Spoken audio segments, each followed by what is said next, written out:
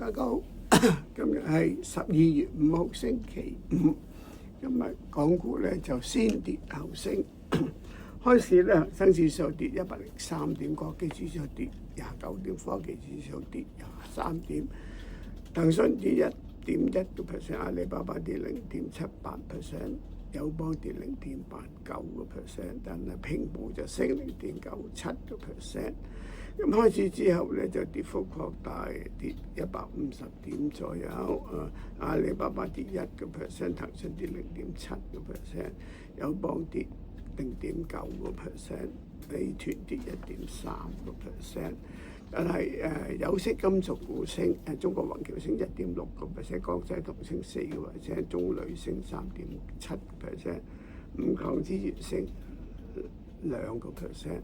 咁上午中段咧就跌幅收窄，恒生指數咧就跌唔夠50點，小米升1.9%，平保升2.2%，紫金礦業升2.39%。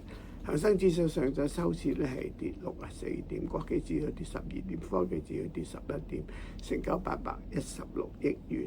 下晝開頭嘅跌幅繼續收窄，跟住咧就係跌幅由跌轉升，主要就係 A 股上升。咁有證券商提高佢嘅評級，平保升6.7%，係升幅最大嘅藍籌，令指數升90點。百度計劃分拆昆侖深上市，股價一度升7%，令指數升16點。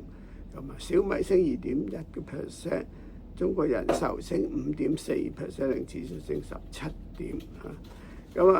保險股都繼續上升嘅，新華保險升2.3%，太保升2.9%，人保升1.3%。有色金屬股升幅擴大，江西銅升5.9%，中國鋁業升4.6%，五礦資源升3.8%。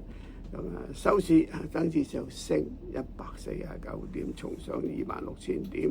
國際指數升92，科技指數升47點，成交2105億。內地保險股同埋百度領導港股上升。